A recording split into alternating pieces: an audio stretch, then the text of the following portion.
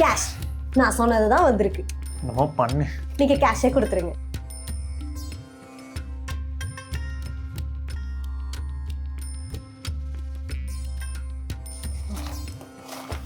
சரி வாங்க போகலாம். சரி நீ கீழே வண்டிக்கு போ, நான் வந்துடுறேன். இல்லை பரவாயில்ல, வாங்க ஒன்றாவே போகலாம். போ, நான் கொஞ்சம் பேசிட்டு வந்துடுறேன்.